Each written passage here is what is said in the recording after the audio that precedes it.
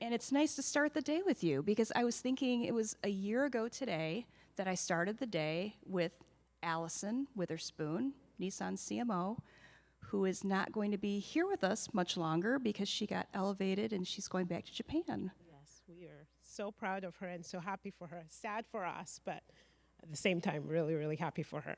Yeah, well, you guys, you've got such a great team. It's not like you don't support her every day. Absolutely. So. And she's going to be supporting us from Global, so Right. make our lives easier here. Totally, right.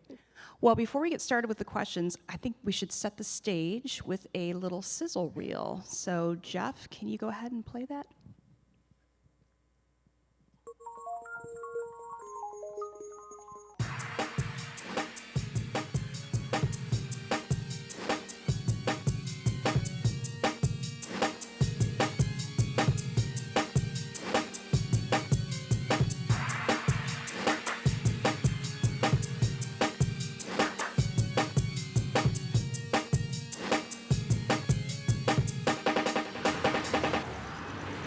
I mean, what's a commercial without music?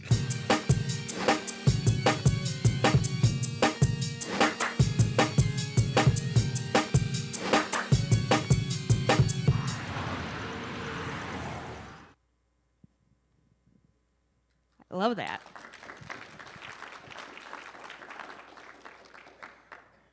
So, what is your overall strategy when it comes to multicultural marketing, and why is it important? That's a good question. I think I'll start with the why first, because I think it helps to give context as to how we came up with that strategy and why we have that strategy. So multicultural audiences make up 40% of Nissan sales. It's one of the highest in the industry, something we're very proud of and continue to work on. So that makes multicultural audiences a key growth engine for Nissan, and therefore a very key and important part of our overall go-to-market strategy. And given that importance, we have created a strategy that has a mission, and our mission is about being transformational and not just transactional. And we deliver on that on 3 different pillars.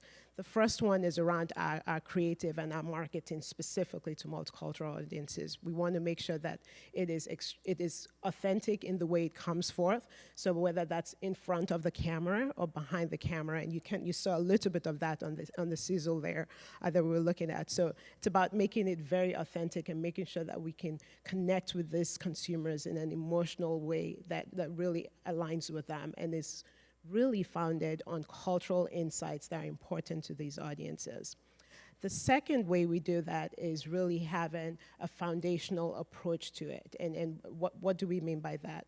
We mean we want to make sure that we're creating foundational change that is 360-degree led and across the organization. And we do that by making sure that we're partnering with and investing in minority-owned businesses, as well as creators, as well as talent, and making sure that that comes through in everything we do.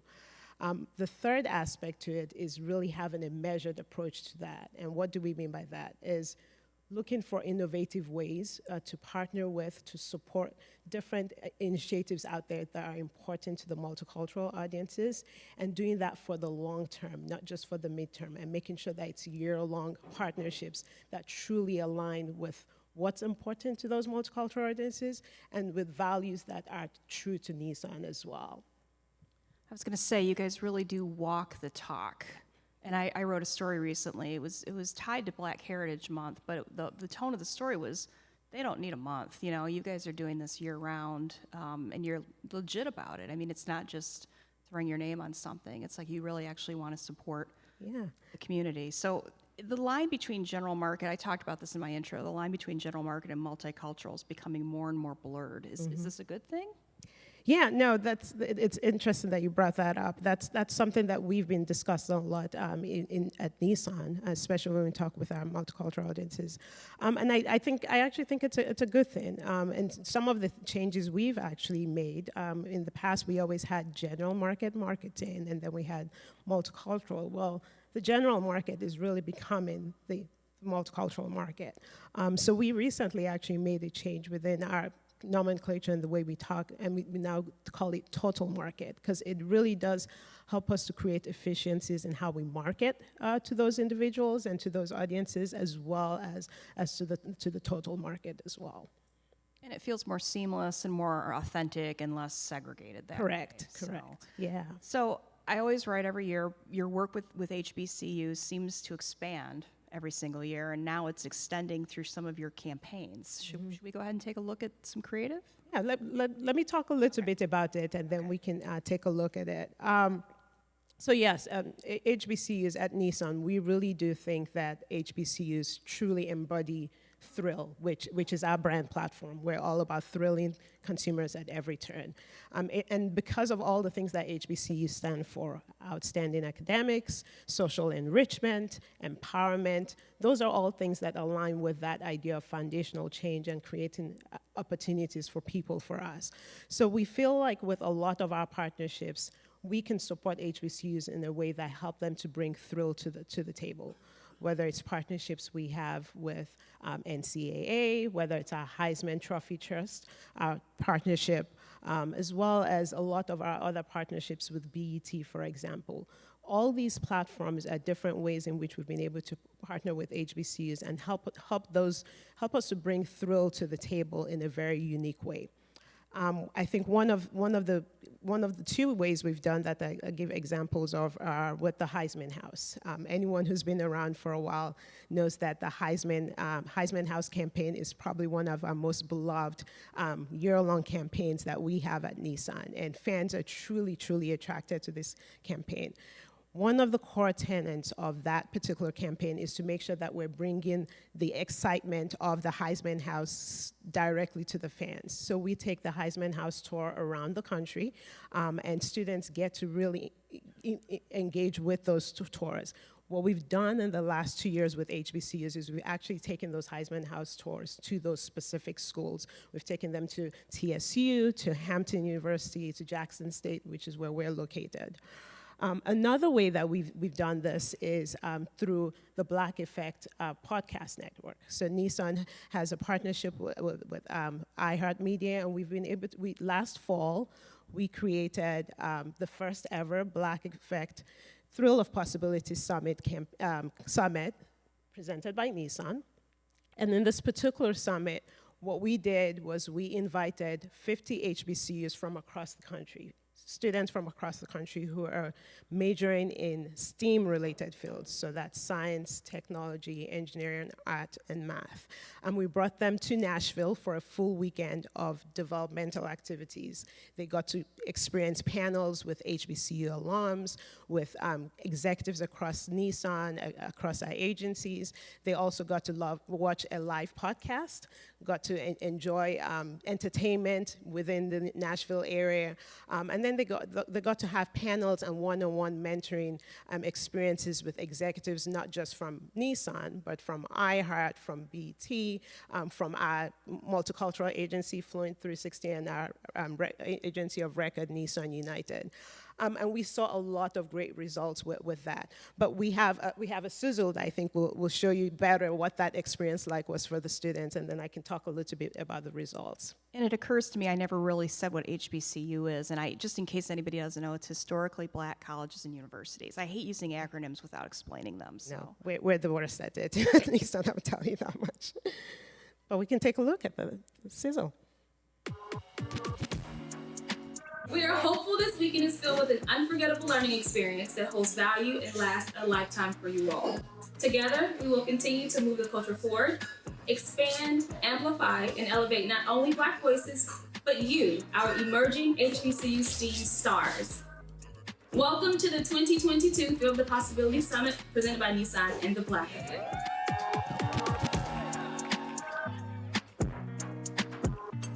I am thrilled and delighted to see this distinguished group of HBCU scholars here today for this summit designed specifically for you. You will hear from some incredible panelists today. You got to tap into whatever your unique ability is, whatever your unique greatness is. Experience one-on-one mentoring conversations. watch a live podcast taping. There's companies that say they can't find black talent, and we obviously know that that's not true because there's 50 of y'all here today who are doing the work to make sure that your future is a lot brighter. And hear from a special musical guest to close out the day. My favorite thing about this weekend has been being able to network with the panelists, the other fellow HBCU students, and just getting to know everybody and make connections. I believe it's super important that we all create the experience together. One thing I take away from this event today is success comes in many different forms. This is how you get started. This is the way to success. You all are really the future of STEM professionals in the world. You are next generation. The sky is truly the limit for you, and that hopefully this summit has given you the tools to feel that you can accomplish anything that you want to do, anything that you've set your mind to.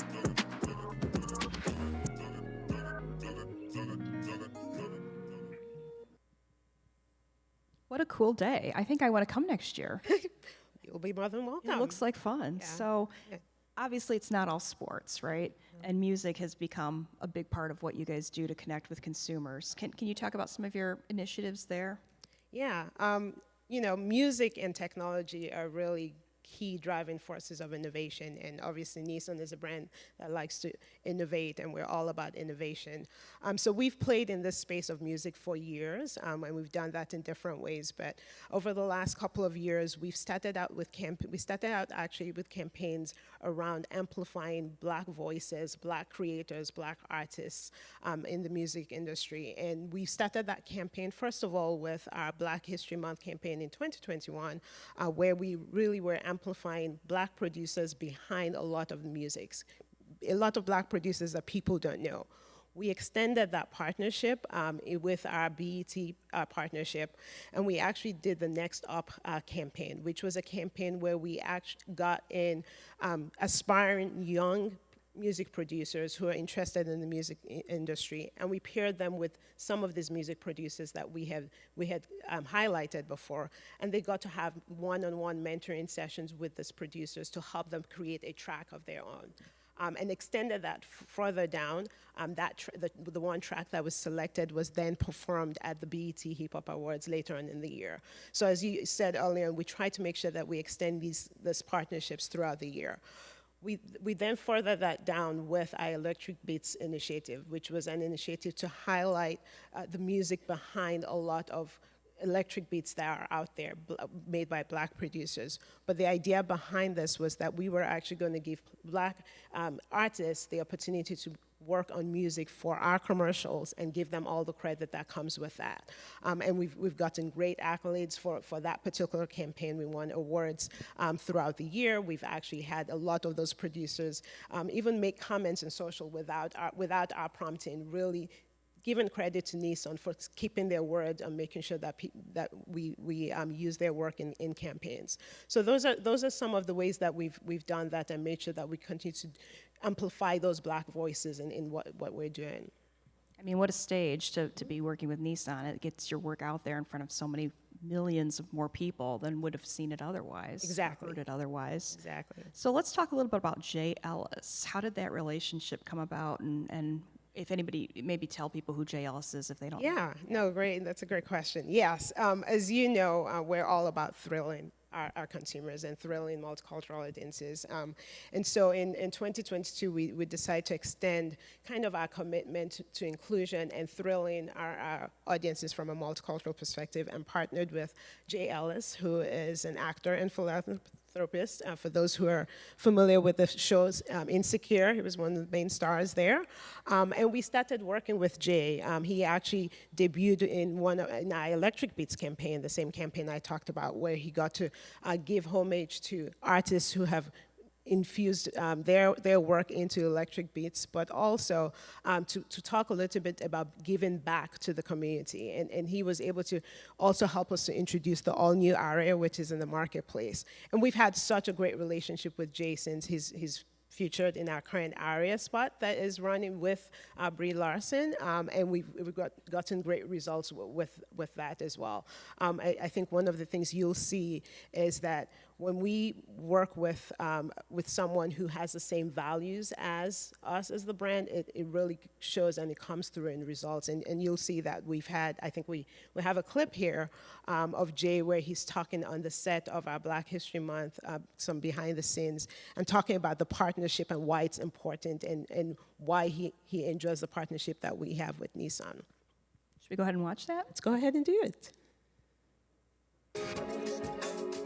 When I think about this campaign and how Nissan has really made it a priority to bring Black music creatives into the conversation and let them create music for spots, it's huge. One of the things that makes me the happiest is being able to like reach back and grab someone's hand and bring them into a space and give them an opportunity to do something that they've always wanted to do or something that they're amazing at but they got overlooked. Empowering Black folks, empowering Black creatives, I feel like people have blessed me in my life and they've given me those opportunities, and to be able to work with a brand that has those same values is very important to me.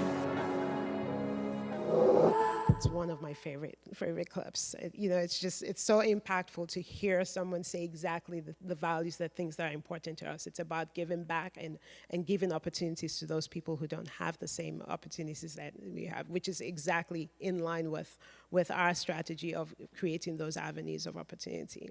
And he and Bree really worked well together too, right? Didn't they riff off of each other? And They're amazing. For those who have been on set with them, they say they work so well together, have so much fun. It's really been a great partnership. So are we going to see him in more ads? Maybe? Oh, absolutely, for sure. Yeah, he definitely is here to stay, and you'll see him and we'll see Bree together a lot in a lot of our ads, for sure. Very cool. So what's next? Anything new on the horizon you can talk about?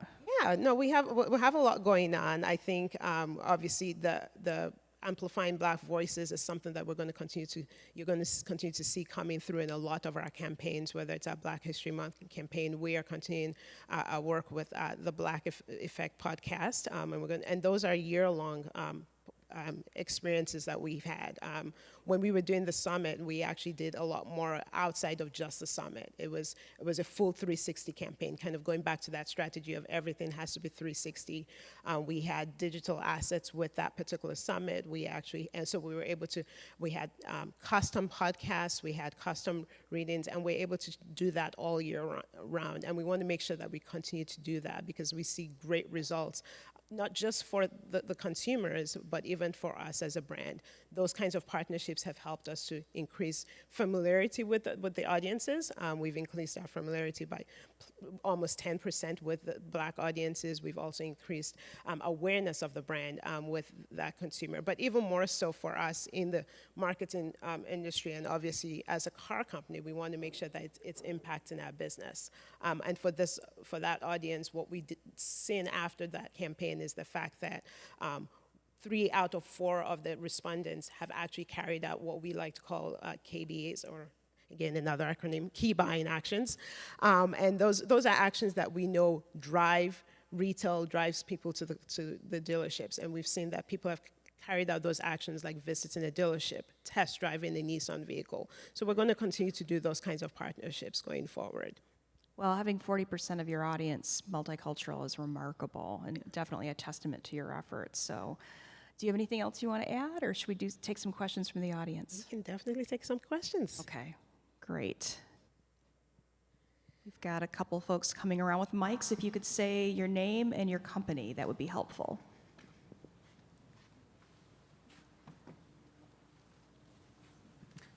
I see one.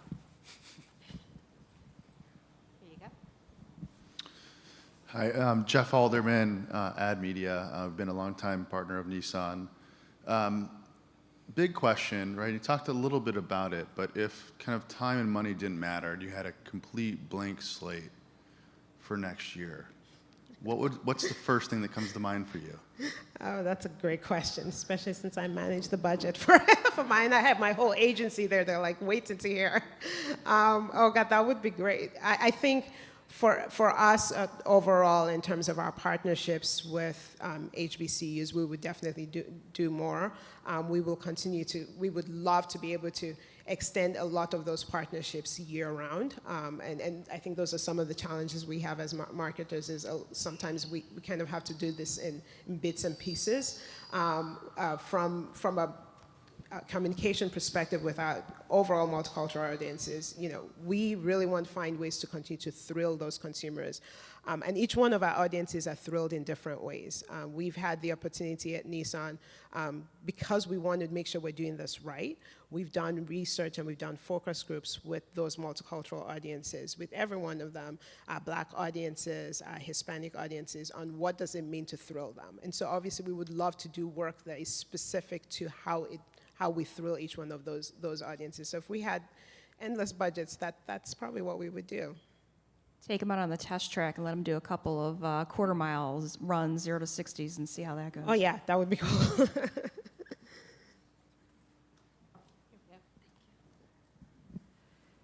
Good morning, Elena Shlichkov, Green Desk Marketing and Media. I have a question about environmental sustainability. How is your company addressing concerns about environmental sustainability and reducing carbon emission? Great question. Yeah, Thank you. Thank you. Thanks for that question. We actually have a corporate sustainability department and function, and we recently even instituted a director for that particular institution, and it's across the organization. So every single function has corporate sustainability as one of their KPIs that they're managing, and we do that from a marketing perspective. Obviously, we're thinking of that in terms of cost, in terms of what we do on production sets, and making sure that we're being a lot more respectful, obviously, of the resources that we're using and the environment. But every single function within Nissan is focused on that. We have one back here. Hi there, Andrea Muller with Snapchat, and I'd just love to hear you talk a little bit more about maybe just a few nuggets of what's made your partnerships or support of HBCUs so successful. Yeah. Thank you. That's a great question. I think what has made it very successful is the fact that we are focused on partnerships and sponsorships that are not only true to those multicultural audiences, but definitely true to Nissan and what the brand stands for. So a lot of the partnerships that we focus on are things around sports, right? We talked about HBCU sports and Heisman and how we tie those things together. Those are things that are true to our brand. We found that our NNA brand, our Nissan brand audience is over-indexed in sports and things that tie to sport. It's what thrills them. So we make sure that we do that. Another piece was one of the things that Tanya mentioned and highlighted is the fact that we make sure that our partnerships and our support are year-long. They're not just once around time frames within the year or around specific events, but we make sure that those are throughout the year and that we can have a thread that ties through everything that we do throughout the year. Great question. Thank you.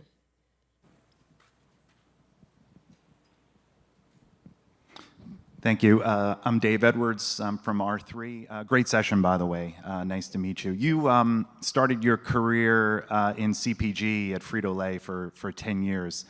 And so I was just curious, and you've been in automotive since then, so I was just curious, what have you, taken from those years in CPG that maybe you use every day in the auto industry in your career right now? Yeah, thank you. That's a great question. So I've had very interesting background. I'm actually a chemical engineer by background and then went to get my MBA. But I think one of the things that I've taken from that background is I worked in manufacturing actually for 10 years prior to. And making chips and building cars are two completely different things. I did not realize that. I don't think I thought it was, moving from manufacturing to manufacturing is the same thing. But one thing that I think is very unique about the auto industry is that fans or consumers are very connected to their vehicles or connected to brands, probably a lot more than chips and manufacturing. And so what I've learned is to make sure that we use that idea of figuring out what's important to the consumer and really making sure that that comes through in whatever work we're delivering from a marketing perspective. It's really figuring out what's the core insight for that particular consumer and what makes them attracted to a brand, what makes them come back each and every day to buy from that brand. You know, at Frito-Lay, people buy chips all the time. It really doesn't matter what brand, unless you're particular about, you have kind of an emotional connection to it. And that same concept comes through from an automotive perspective. Just about 100 times or 1,000,000 times higher, though. Right, exactly, on a different scale. It's the biggest purchase a person makes other than a home, so. Exactly. Yeah, thank you. Although I'm pretty loyal to my chips. Oh, got one more. I can speak loudly, but Katrina Heffley, Creative Serenco Studio. You keep talking about the common theme that's going across, and connecting different partners, and within the brand, different different concepts you're coming up with. I'm curious if you've used like AI or any other creative source to combine the different ways of getting out those different partnerships. You have online, you have print, you have media. Kind of, where's the common theme within that as well? Looking at the omni-channel strategy. Yeah, no, that's a great question. So we have a very, very able agency team, an amazing agency team with Nissan United. And they bring to the table different tools. We have, I would say, we've dabbled into AI. Our market intelligence team has started looking at that. But, as was shared earlier, and there's still some challenges there. And so we continue to do research and just see how, as that gets better, how we can infuse that into our marketing. But I would say definitely across the ecosystem, and making sure that whatever campaigns we bring to the marketplace, we make sure it's truly 360. So there's the digital aspect of it, there's a streaming aspect of it. Our entire media go-to-market plan is always created with 360, all the way from the creative on TV and going into social and onto our digital platforms. And we've seen a lot of great results with that, making sure that we're taking advantage of innovative techniques that different media partners with different digital partners bring to the table. I talked a little bit yesterday at the Auto Forum of the work we do with Snap and the things that we've done with them to make sure that we're using unique tools out there to amplify any one of our campaigns that we're bringing to the marketplace. Well, I think we are out of time because I'd like to stay on schedule. So thank you so very much. This was wonderful. Thank Can you, you stick Tanya. around for a few minutes to Absolutely. talk to folks? Okay, great. Thank you, Tanya. Thank you.